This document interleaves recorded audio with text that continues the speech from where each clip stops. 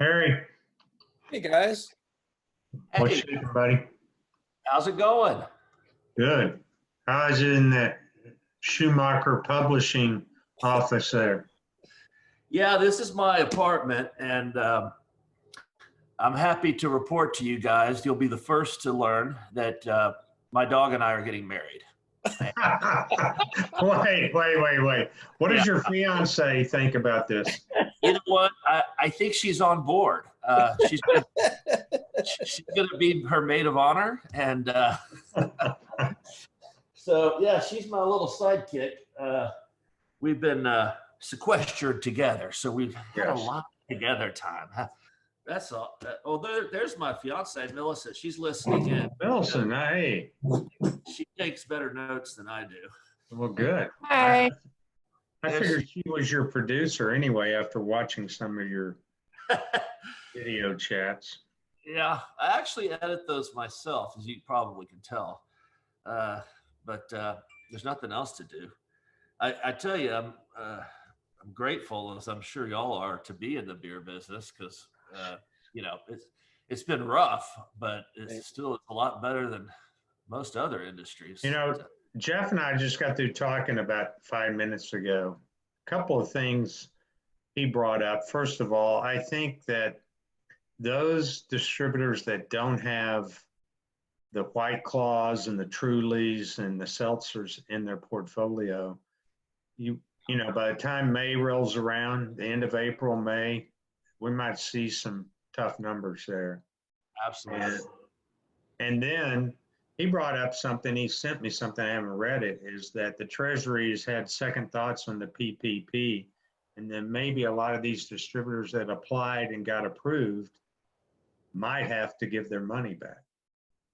Oh, wow. That might be a story for you to reach out to some of your financial people. Right. Yeah, I mean,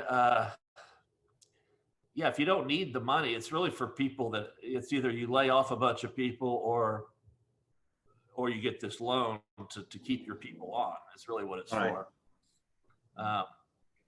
Well, and I think the guys I talked to, Harry, it was more that insurance policy because we don't know what's going to happen. What does May and June look like? Yeah. And you might end up laying people off. Well, I applied for it just because we don't know if we're going to be able to have our summit, our conference, which is almost half of our revenue. right? And it's not as important to our profits margins, but it is important revenue. And if we don't have the summit, we'll have to furlough or something. Luckily it's not till January, but you're right. It's just an insurance policy. I haven't been approved yet. I don't know why or what, but if I get the money, I'm just going to put it in a separate account and just hold it there. Yeah. I don't want to let anybody go. These, all my people, they're hard to find. Hard to find people that know the industry that can also write. And there's not one person at my company that I could kind of live without at this point. Right. Well, and think about beer wholesalers and what this keg thing is going to do. There's going to be a significant financial issue with distributors. Gabe? Hey, Gabriel. good morning. Good morning. How are you? I'm good, thank you. Oh, let's Good get- afternoon, where you may be. Yeah. Well, you're you're younger than I thought you'd be. Oh, man. I knew this was going to happen. Obviously, people always tell me that I'm a lot older than they thought I would be. Hey, Harry, why do you think a couple of gray hairs like Rita and I would be hooked up with Gabriel if he wasn't going to be young? Listen, you need a couple of gray beards to get through this industry. That's for sure. Well, good. Well, thanks you guys for meeting with us. And, I wanted to, I thought it was fascinating how you guys got together. And, first of all, Gabriel, I wanted to ask you, what drew you to the beer industry and how'd you get into this mess? Gosh, well, I'll tell you, it is a long, convoluted story, but I want to make sure you get all the details. So Jeff and I go way back, and I'll tell you the second way that comes together. But back in 2008, which is a crazy parallel to today, because it's the last time I can imagine our world was imploding in such an uncontrolled fashion. But I was convinced I was going bankrupt, that I was going to lose everything. And I was like, I will never make anything of myself. And so I'm going to start this scholarship program, because if I give away the last of my money, at least when I'm a miserable wreck 10 years from now, I'll be able to look back and say, my God, I did something of permanence in this universe. And so I wanted to start the scholarship program. And a year before that, I'd been to my 10th reunion back at my high school. And Jeff's wife, Gail Reeder, had been introduced to me and said, oh, I heard you're interested in scholarships and such. And I was like, yes, gosh, maybe someday when I can do that sort of thing. And so I didn't know who else to call. So I called up Gail Reeder and I said, Gail, I want to give you this money. And she thought I was crazy at first, but we did it. And she helped me administer this program. And I'd come to the school and take the kids out for dinner and bowling and stuff like that. And that is how Jeff and I got to know one another, because Gail was kind enough to let me stay in their basement when I came to visit the scholarship students. So we bonded over beer and port and eggs and ice cream at 11 p.m. at night when I'd come back from taking the kids to a movie or something like that. And that was 12 years ago. The oldest scholars in medical school now, Melody. So we met 12 years ago, and also Jeff's son Adam and I went to high school together. We graduated in the same class from the same school, so it kind of looped back together. Although obviously I didn't know Jeff on the same level then as I do now. And so after years of bonding, 4 years in 2012. We were both at a kind of inflection point with our own businesses, and we got to talking about beer, and I love beer, and who doesn't? And so we decided to become partners back in 2012, and it's been amazing. So I'm super excited about what we've been able to do together at ACE, and we've always wanted to make it more and do something else together. And I was lucky enough to sell one of the companies that I started a year ago, and that kind of gives me from an attention perspective and a financial perspective, it gives us the ability to do the next leg, and it's something that we've wanted to do for years. So we're incredibly excited. Well, are you glad that you're out of the oil business right now? I am very glad to be out of the oil business right now. Well, yes. $0 a barrel seems like it's hard to make a profit. Indeed. Do you? I guess. I mean, it's kind of lucky. I mean, obviously we have been hurt. You saw. I just got off the phone actually with Gavin Hattersley. Miller Coors just put out some terrible numbers this morning. But hey, it's still better than most other industries. Do you view this as kind of a defensive industry? I mean, I do. It was certainly not my attraction to it in the first place. And I think, Jeff and I have always really viewed it as a growth opportunity, that there's so much more that we can do in terms of bringing technology and process to this asset class. Given the circumstances, I mean, it would be hard to say that it's not defensive, certainly. Again, it's not our attraction to it, because we really view it as a big opportunity, but certainly on a relative basis, it is something that I think people love their beer and will keep drinking. Right. And are you happy with the results so far? I mean, this is your first acquisition, and are you eager to make more acquisitions? Well, I mean, I think we've got to focus, right? We're a new team. I think it's an incredible team that I'd put against any in the industry. But we've got to prove ourselves with this deal. We're really focused on closing it and then making sure that we do the right things with the company. And it's really important for us to demonstrate to the suppliers that we can walk the walk. That's really first step number one. I think we've got to prove ourselves. And if we see the right opportunities past then, I mean, we're certainly gonna, I think, be aggressive when the time is right.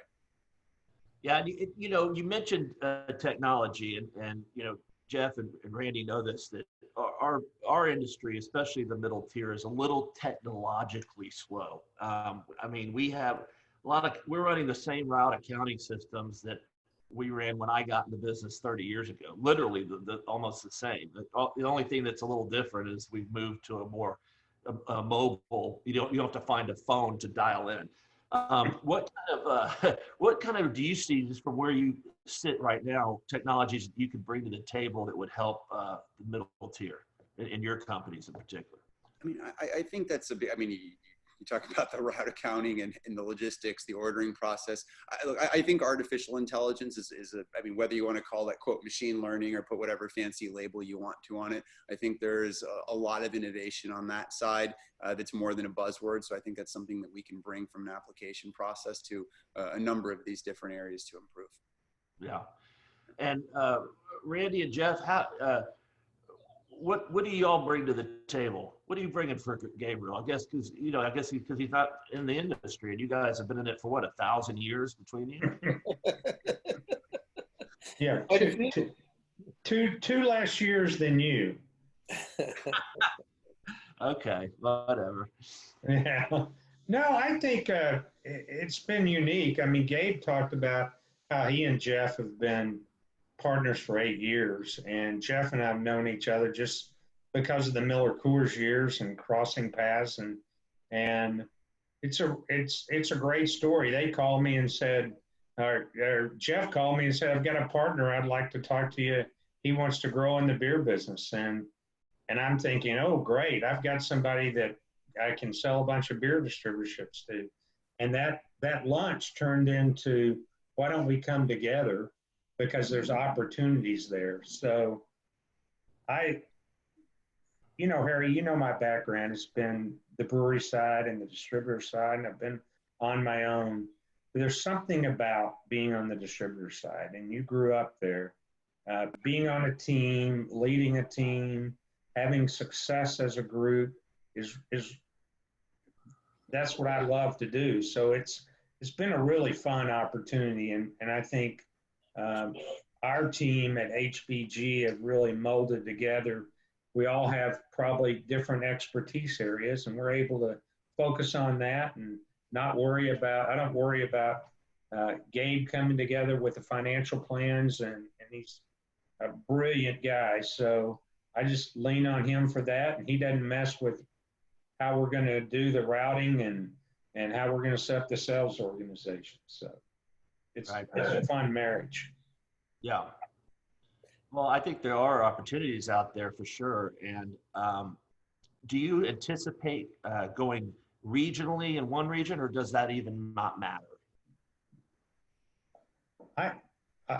Either one of these guys can answer that, but I think we're going to look at opportunities where I think our business plan says we want to create synergies behind through these acquisitions. So if there's regional position opportunities, consolidation that we can put together that creates synergies, I think we're going to look very seriously at that. But just because we're in Maryland now doesn't mean we won't look elsewhere.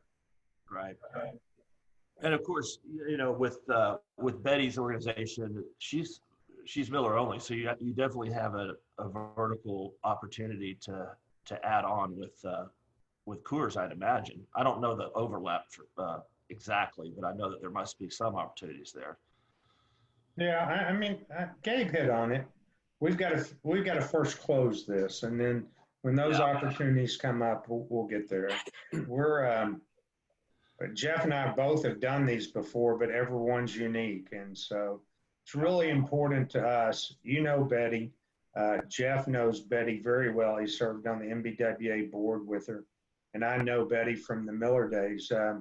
It's really important we close this, we do this right, and I think we want to do the right thing for Betty's legacy and the Buck family in Upper Marlboro, that we continue that success that they've already started. So. Yeah. The other thing I could point out is that we're very long-term. I've been involved in the beer business for 40 years, all on the distributor side, all with Ace Distributing. And we started pretty small and have grown to the size we are. So we've done a lot of acquisition. We have a lot of experience. And one of the really super attractive things about when Gabriel and I, sat down and we're talking about, forming Hammond Beverage Group is that, Gabriel's extremely long-term. And, that's a real appeal because, to do things well and to do things right in this industry, you have to have a really long-term commitment and a long view. You have to execute every second, but our vision is one that's very long-term. And so when Gabriel and I were talking about this, with the background I have and him being, my partner for the last 8 years, this isn't really a new thing for us to do. It's really the next thing for us to do. And, I think Gabriel's commitment to this over the next decades is what makes this a really viable business model with the team we're building and the plans we have. But with Gabriel, it gives the timelines with the decades of opportunity that it was really appealing.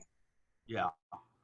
Well, putting distributorships together is not easy. In other words, it's a lot harder than it looks. I've been involved in it, as you all know, as well, and just the routing alone is difficult. And I feel you. I feel you there. So what I noticed, are you all pretty much tied in with the Miller Molson Coors system at this point? In other words, you're not looking for any AB deals? No. I mean, that's our background, Harry. That's my background. That's, of course, Jeff and Gabriel with Ace. That's Molson Coors is their largest supplier. But all three of us read you daily, so we know who's doing what and what the real opportunity brewers are. So, you can probably name 5, and those all are going to be on our list every time we try to do an acquisition. Yeah, and there's you're going up against Reyes, I'd imagine, for deals. They're always looking. Harry, I have enormous amount of respect for those guys. They have built a tremendous business.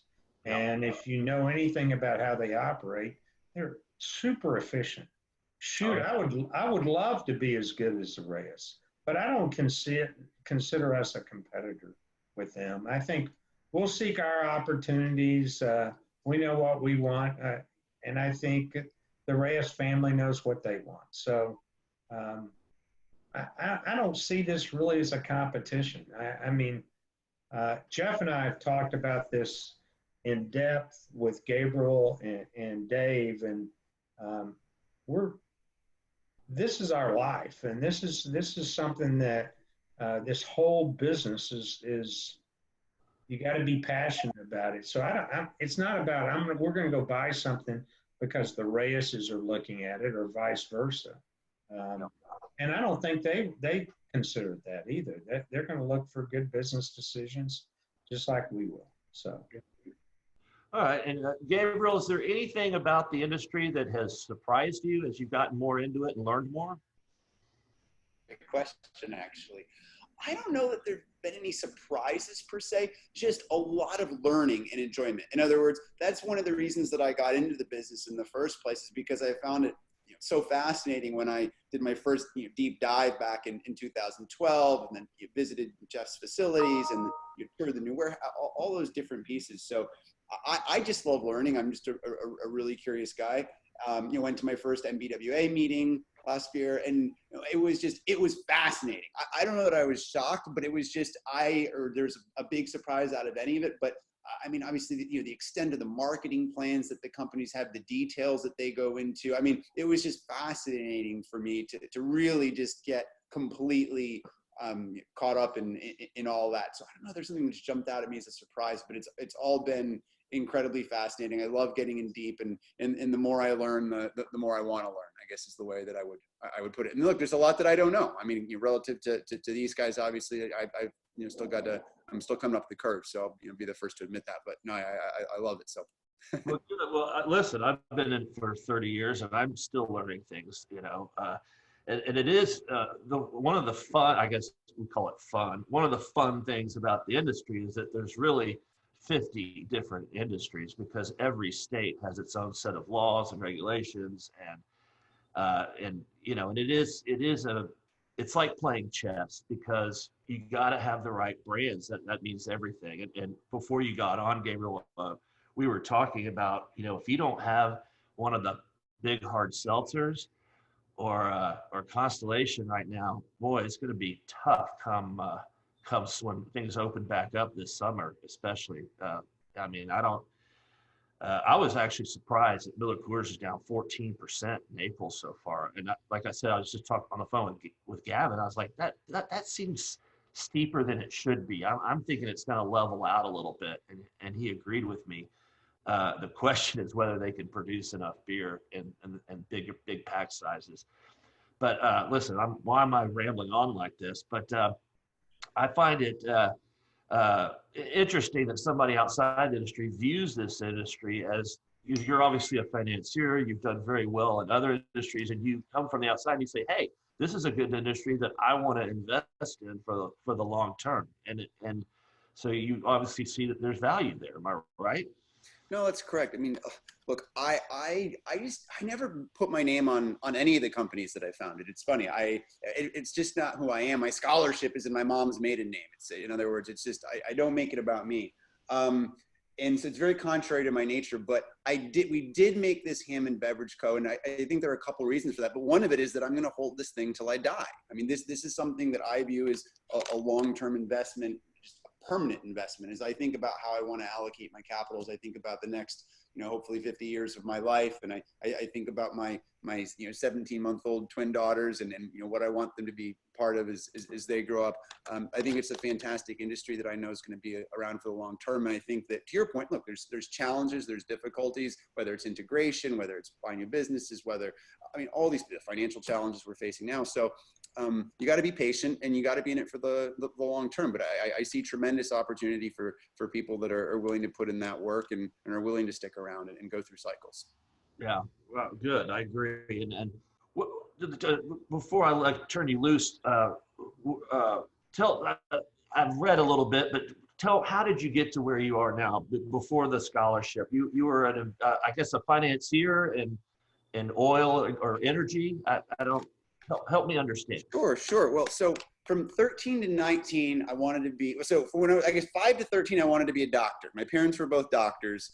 They loved their jobs. My dad was an ER doc for 35 years and it was really stressful, but he loved what he did and he loved helping people. And so from, let's say 5 to 13, I wanted to be a doctor because I saw them get so much satisfaction out of helping people. And from 13 to 19, I wanted to be a lawyer. I love to argue. I love to win. I went to college and I said, oh my gosh, school's never been my bag. Plus I don't want to spend 3 years in a law library. So it's like a terrible idea.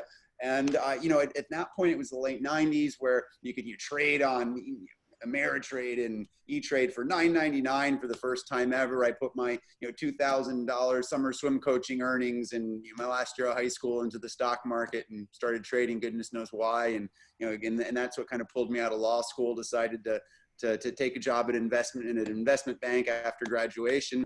And then 2.5 years in, I just, I saw an opportunity in this group of little known energy infrastructure companies in a move that in retrospect, I can only describe as like fantastically foolish. I left my job at 24 or 25, whatever, looking like I was 17 to found this company. And, I was lucky that I'd made the right call, and this $25 billion sleepy industry became a $500 billion industry over the next 10 years, and having the first track record and in that industry and creating the first benchmark index that, if you're watching CNBC and they talk about midstream energy today, they'll still quote the Alerian MLP index as their benchmark. So that was how I created that. How do you create your own index? I thought that, I mean, I'm ignorant. I thought like government created indexes. So Gabriel knows how to do it. I guess. Why can't I create an index? I'm gonna create a. You could. I could. Yeah, I'm perfectly situated. The beer industry. What do we call it? We don't have to decide right now, but. You do a pricing index. You can do a financial index. We can talk, man. I can help you. I need indices. I'm an indices guy. You should brand that stuff. I'm telling you, it's right there. It's sitting in front of your face. All right, good. Well, listen, throwing out ideas. I feel richer already. Well, good. Well, listen, I was going to hold you to 15 minutes, so I've gone over, but I really thank you for putting, Randy, thank you for putting this together. Jeff, I think this is fascinating. I know my readers will find it interesting as well. So it's nice to meet you. And I'm sure our paths will cross once this thing is lifted. Oh, one last thing. Where are you sequestered? Are you in New York or Connecticut or? I'm in San Diego right now. Oh, you're San Diego. Oh, nice. Yeah, Wow. I've got my dad here with me. I've just got a bunch of family and friends hunkered down. So. Okay, good. All right, guys. Well, thanks a lot, and we'll Hey, Harry. talk later. All right, take care. Thanks, Thank- Harry. Thank you. Really Bye appreciate it. bye. See you, buddy. Stay safe. All right. You too.